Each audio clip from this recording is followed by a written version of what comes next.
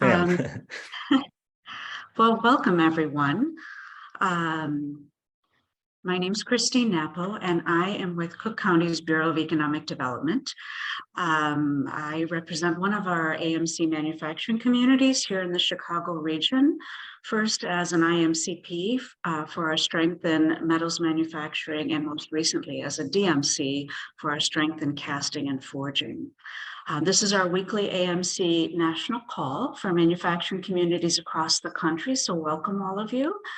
And at this point, if you could please put your name and affiliation in the chat, and I will turn this over to our Executive Director, Matt Bogosian. Great, Christine. Thank you. Greetings, everybody, and welcome to our national call every week. If you're new to AMCC, we're a national nonprofit organization led in large part by regional manufacturing communities like Christine represents across the country. It's a great story of collective impact. You can read more about it on our website, americanmcc.org, or by talking to any of the stakeholders that you get to know on these calls and otherwise. It's a best practice sharing leadership forum that's emerged and has had some important outcomes for manufacturing communities and regions across the country, helping our manufacturers make smarter products that solve problems and strengthen the American project.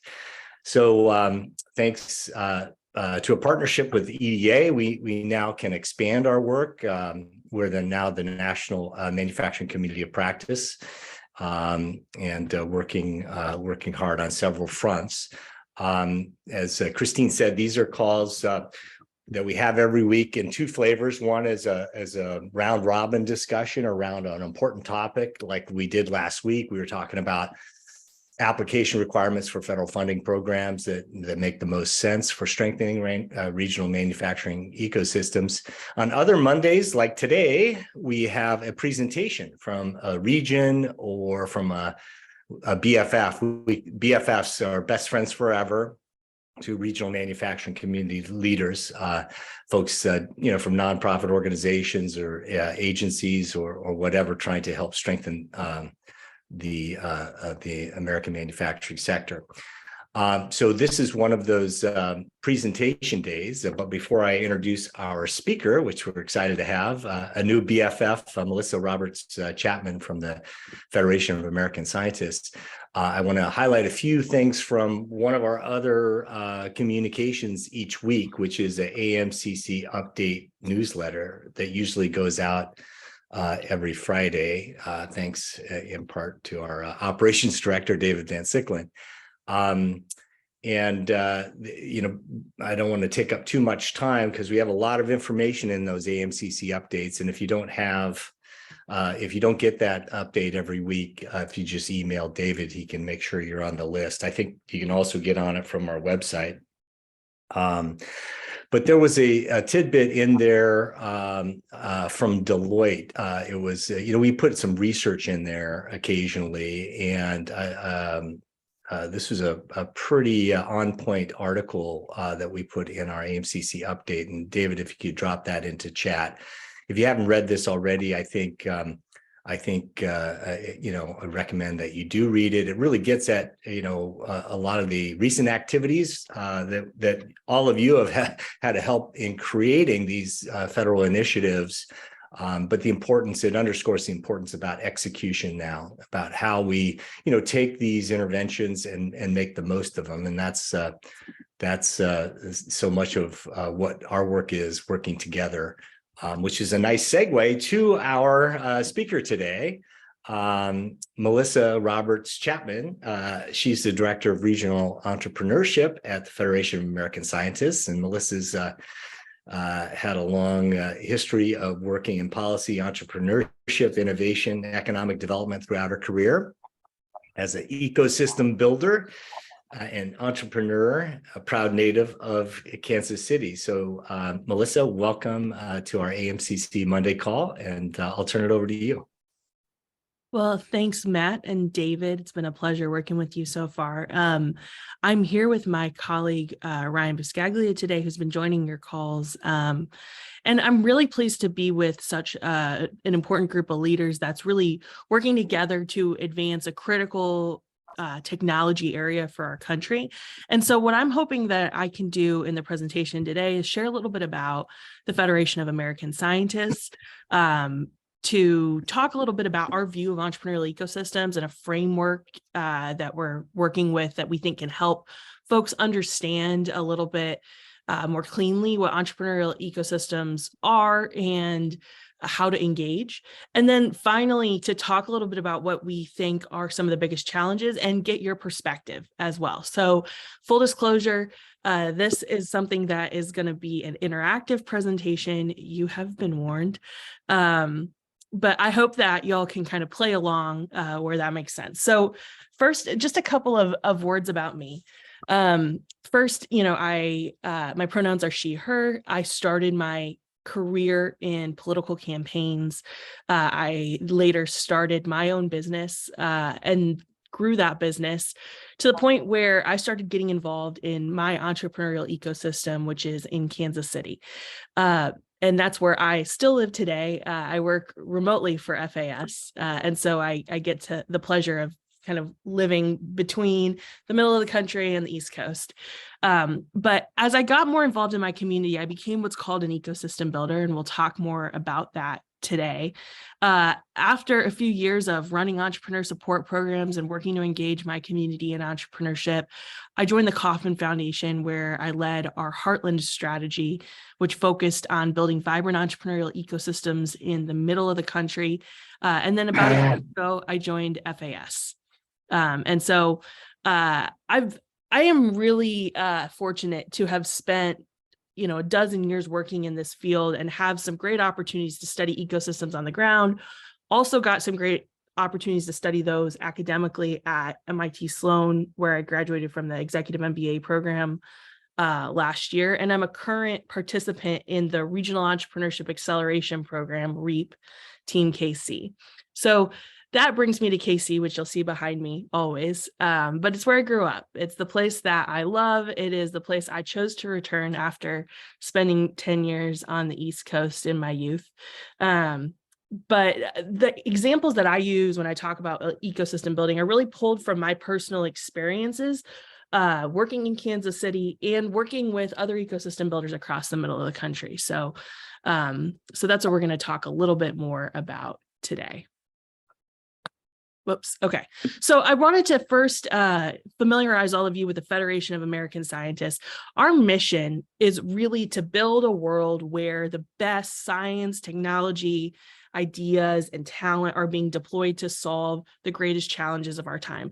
And certainly, how do we use critical technologies like manufacturing capabilities and advanced manufacturing capabilities to advance American competitiveness is one of those challenges. And so as we do this work, we really have something that I think distinguishes the organization, which is really a how more than a what.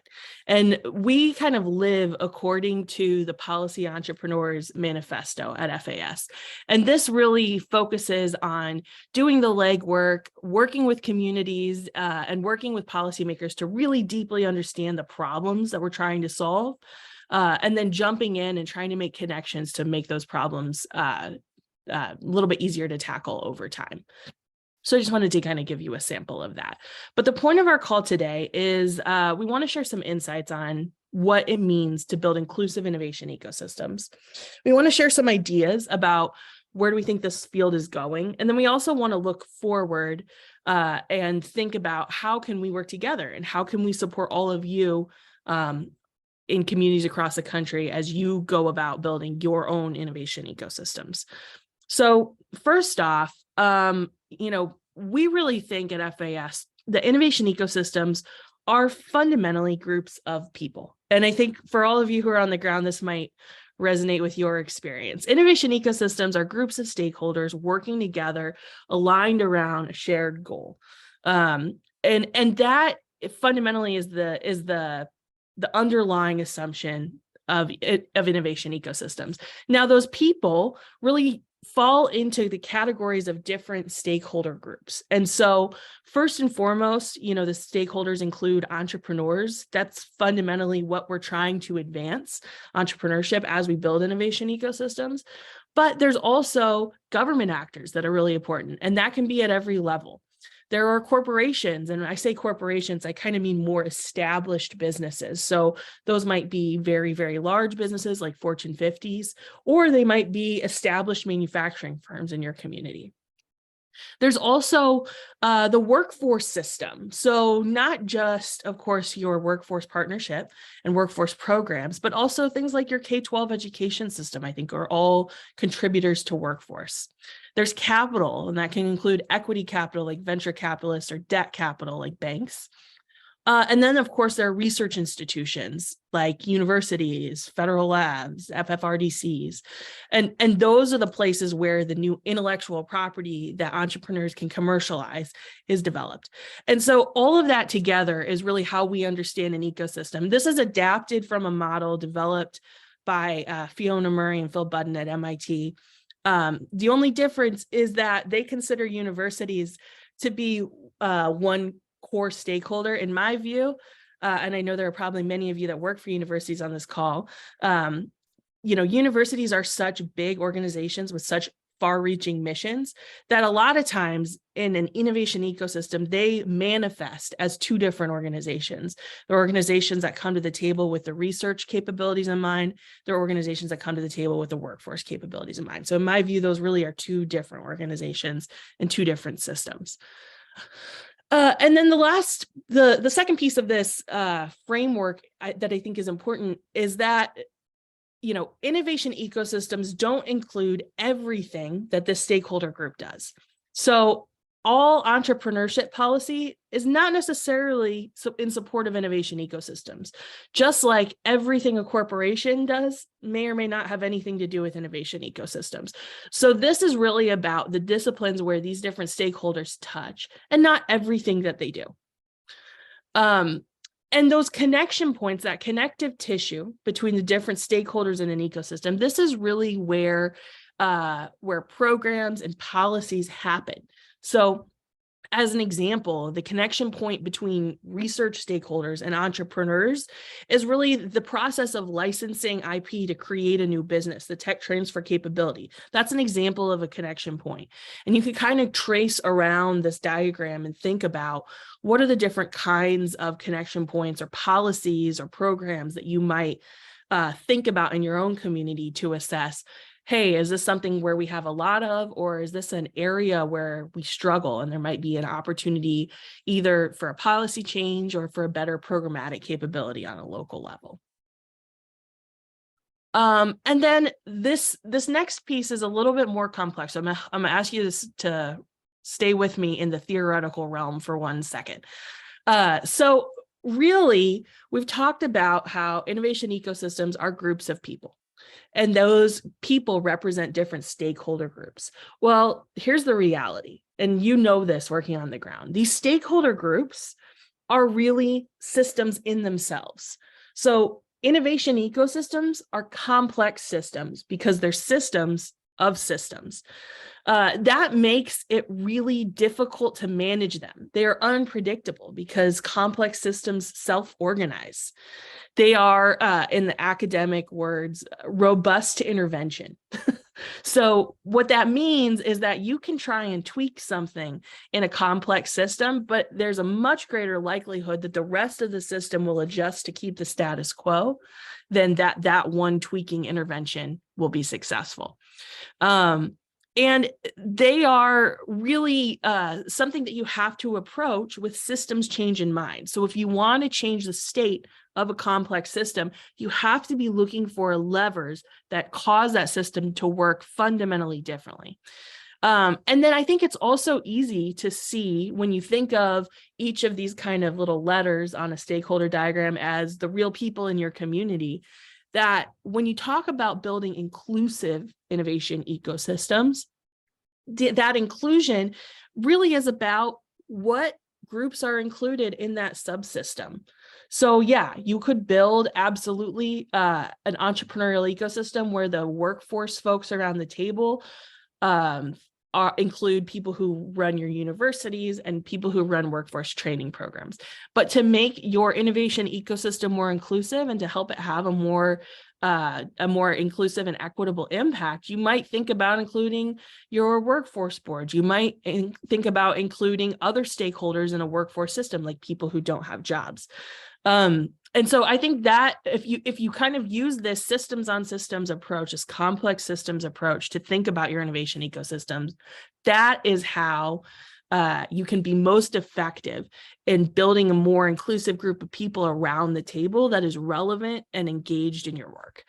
And so, thinking about how hard it is to make change, I want you to think about the output of an innovation ecosystem. So think about how you think about making progress and how you think about an output. So let's say job creation as an output. So hold that in your minds, because that's something we use often. Oh, excellent. Thanks. Thank you, Tom. So let's take a little poll break here. When you think about your innovation ecosystem and you think about the jobs that you create over time, what do you think looks most like your innovation ecosystem's output? Is it A, a linear function, B, a nonlinear function like an S-curve? People think of that as a product adoption curve. Or is it C, which is a little bit messier? We would call that complex and nonlinear. Give it to me in the chat. Okay, I'm seeing a lot of C's. Y'all are absolutely correct, and you all are very smart people. The reality is that the outputs of complex nonlinear systems or complex adaptive systems are really messy, and they're hard to predict. And that's part of the reality of an innovation ecosystem. That's fundamental to how they work. So, innovation ecosystems, they are complex and adaptive systems, and thus they have nonlinear outputs. And so what I'm showing you here is kind of a decline in the startup rate that many of you are familiar with. It's probably the problem that underlies a lot of our work. But this is the output clearly of a complex and adaptive system. And so if we can use that framework as we think through what our communities need, I think we'll all be in a better place. And this brings me to the next bit here, which is when we have a mental model of the work that we do to build innovation ecosystems, a lot of the time, to simplify that, to make it communicable, we think about it as a linear function. Essentially a production function or a manufacturing line. I swear I make this joke, not just with manufacturing people. So you put something into a system, you do something to it, and out pops an output. That's a linear view. And I think the reality is, you can see from these graphs, that's really not how innovation ecosystems work. And a friend of mine calls this viewpoint technocratic linearism. So if I put $10 million into regional innovation, I run that through the Moretti multiplier, we're going to create 2,700 jobs at or above county median wage. The risk of, though, recognizing that innovation ecosystems are complex and adaptive is that you kind of get into like a little bit of a nihilist place. Like, if we can't predict the impact and we can't be assured of success, why should we do anything at all? I would suggest that the best way to think about this is really thinking about this with an inclusive complexity mindset. So we should recognize that systems change is hard to predict, but we should do our best to invest in the levers that we know spark change and make sure that as wide a group as possible is included in the conversation so that they can advocate for the outcomes that they think are important in their community. And that's what I think a really rich and inclusive innovation ecosystem looks like in reality. So the last bit, this is kind of the second big academic concept that underlies innovation ecosystems. So we talked about complex adaptive systems theory. I bet you didn't think that's what you were going to do at 11:30 today. In addition, the innovation ecosystem concept is really built around, as Matt alluded, the idea of collective impact. And so this is a discipline that really shows people essentially how to work together to create an impact when they come from differing perspectives. I think this is relevant because this is how we have to frame our work as ecosystem builders as we bring a broader and more inclusive group to the table. So the first thing is that we've got to get aligned around a common agenda.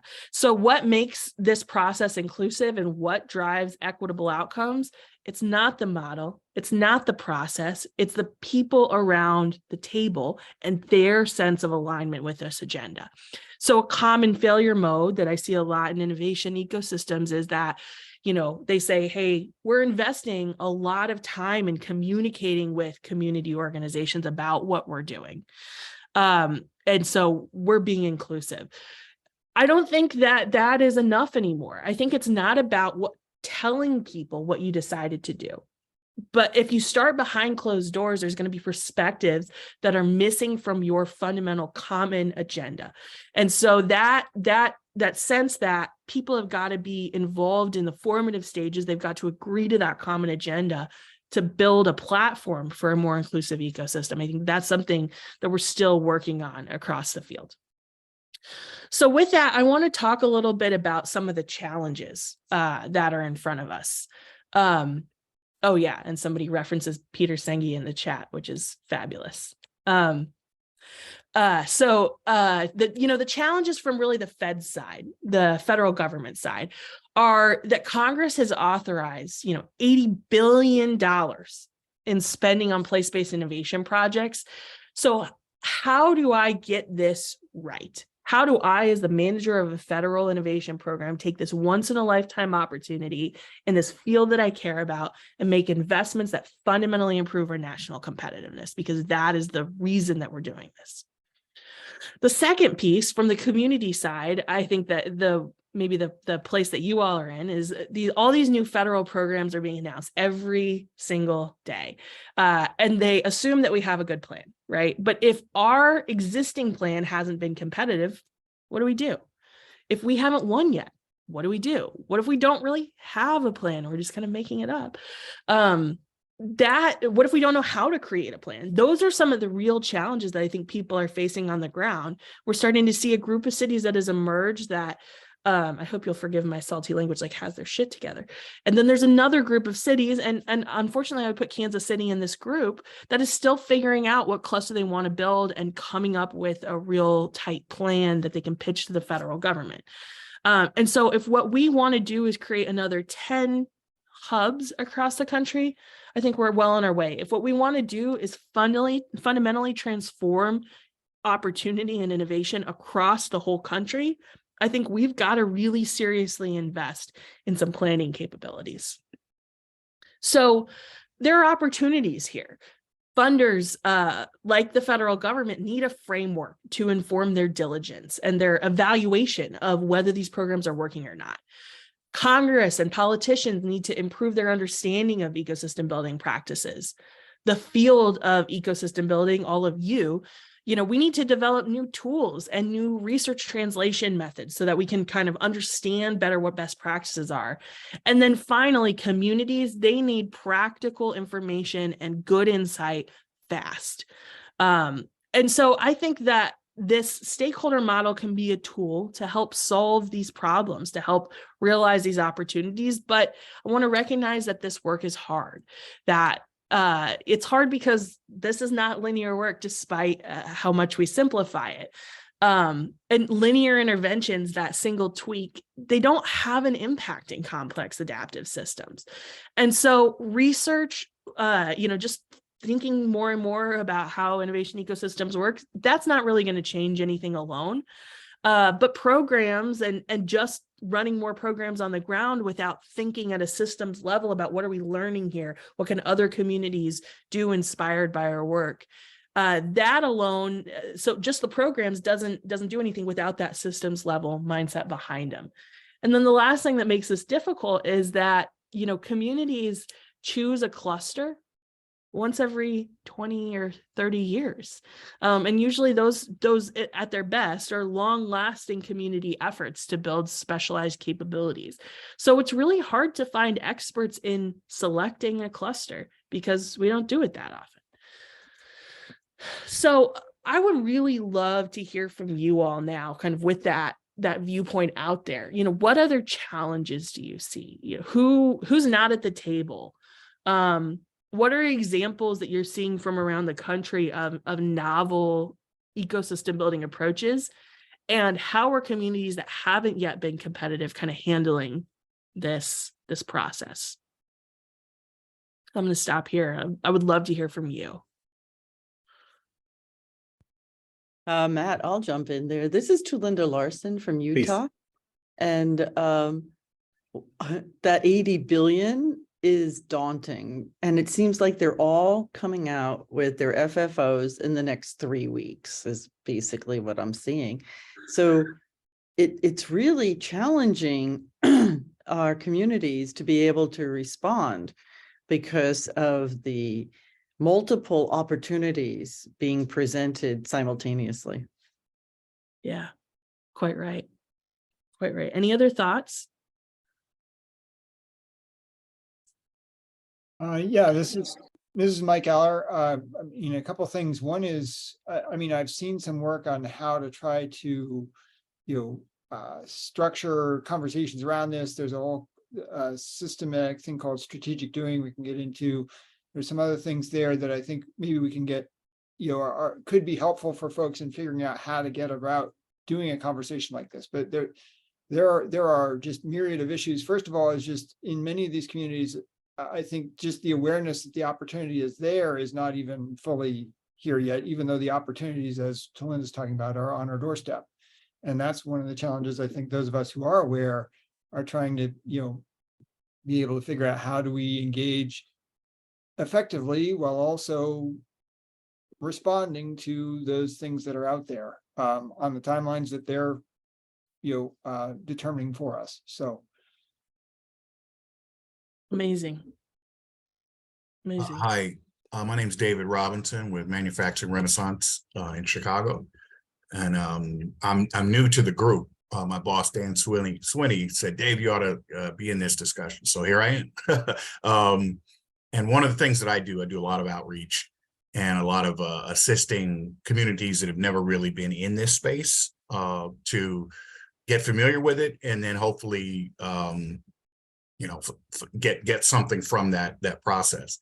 So one of the challenges, and I know there's been some attempt in the development of a lot of these opportunities to reach as far down as possible into communities. And we've seen a few examples of those in the CHIPS Act and some of the other things that have come down. But the thing is that they really don't reach the communities. And what happens is we've had a couple of webinars, a couple of things to try to get people connected to it. And it's just too sophisticated for most of the groups that I work with on the ground. We have one group called the Ministers for Manufacturers, and they've been with me now 6 years or so and have kind of embraced this process of using manufacturing as a community development tool. But the challenge to respond to some of the federal grants, the WIOAs, all those things, is so daunting for them that maybe one approach to that, I heard you mention MIT, and we work with a couple of the universities here, University of Illinois, great cities, is to figure out a way to empower grad students to help with the responding to the RFPs for some of these community organizations. And that way it takes it kind of out of the hands of government in some ways, but also doesn't mean that these groups have to pay a big note for an experienced grant writer or somebody like that. So anyway, that was just a thought as I'm navigating a lot of this stuff now. Yeah, quite right. I mean, capacity building comes in many forms, and that's a great idea for how to advance it. Hey, Melissa, I've got to jump in here. We're at our hour, at the top of the hour, and this is a great conversation that we're going to continue because now we're working directly with Melissa. AMCC is an evidence-based group, and we're delighted that you're a new BFF, and we'll be working together. Great conversation. We record these conversations. David puts them up on the website every week, so you can share this, and it's a really easy way to spread what we're doing here. So I want to say